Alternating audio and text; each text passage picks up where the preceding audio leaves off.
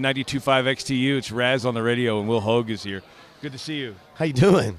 Last time I saw you, Nashville, down on Broadway, and you were heading out to Florida, and you probably haven't been in the same city since. Not for very long. Right. No, it's been a lot of traveling, but I'm sure it has for you too. It sounds like. No, I go to Philadelphia. I go home. That's it. Yeah, but you got to get up early in the morning. Yeah, that's all right. But all right. I'm not on the road though. God, yeah. I don't know if I could handle that every day. Yeah, it has its moments. The thing that seems romantic about the road is actually the thing that you actually come to hate, right? Yeah, there's an amount of time. It's a balancing act. You know, for years when you first start, it is the most awesome thing because, you know, you wake up, you don't know where you are, and you don't have any real responsibilities and things like that. And that's a pretty wonderful way to spend your 20s. Unfortunately, that ends, and then it gets harder. You know, there's a wife and kids at home, and you kind of crave that normalcy more than you used to. So you cherish it when you get the chance to do it, for sure. All right, I'm going to try to relate something that maybe you could follow my train of thought. This will be fun. Let's do it. So a very long time ago, when my son was young, and we decided that our marriage was going to end, I remember staying at work a lot. Yeah. And not like you're in that balancing period where you don't know where you quite belong yet because your old life is ending and you have to figure out your new life.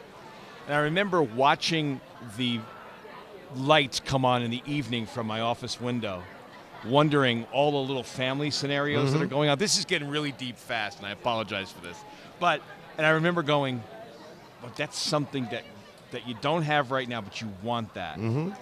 Like, do you drive through little towns across America, 2-lane highways? Yeah. And you look at the watch, and it's like 7 o'clock. You know it's dinner time back home, and you're looking at the lights in the houses. Yeah. Or it's not quite dark yet, and still little kids are running around outside. Yeah, I mean, That's I think about amazing. it. It's rough. You know, I mean, I got texts from my oldest son's first soccer game was, you know, this morning at 10:30. And, Wow. you know, I get texts from my wife, and he's excited, and, you know, obviously it's a great thing. And they won 3-2, just for those that are interested. Yeah. How old is he? He's 7. Okay, do they all run after the ball at the same time, like little packs of It's kids? a little less herdish than it was. He's played for 3 years now, so he knows his position. A little bit better. But there's that mentality at first where it's, you don't even see a ball. It's just like a pack of kids. Little dust of kids running around. So it's a little better than that now. So. Yeah, well, you know what? But I guess that's what music and life is all about. You relate to those moments, and like there's a sliver of a memory that can turn into a song, and I guess.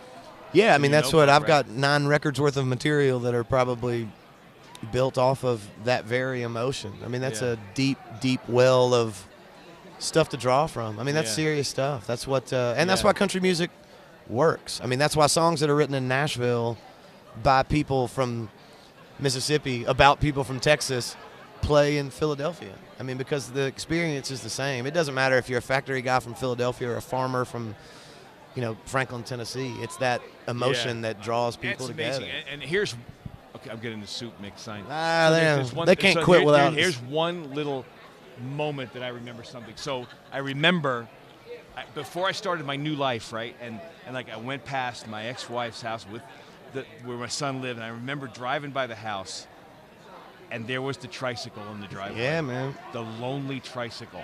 And to me, like if I were to be like an actor and I needed a sad scene, I could go back to that moment and recall it vividly in my mind and probably pull off one of the greatest scenes ever. Oh, sure. I'll bet you that kind of memory is what triggers a great song like The House That Built Me. Yeah, it's all of those or things. Strong that you wrote, or anything like that.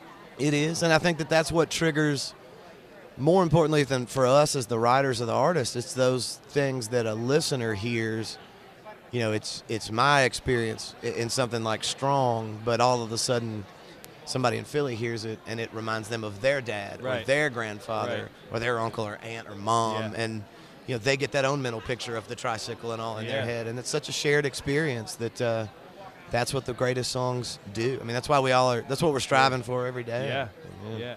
Well, Will, it's always good to see you. You too, man. Be in Philadelphia World Cafe Live. What was the day? August 20? August 20, I think. 20th. August 20? That was me asking my manager. World that was not a tape Cafe delay. Live.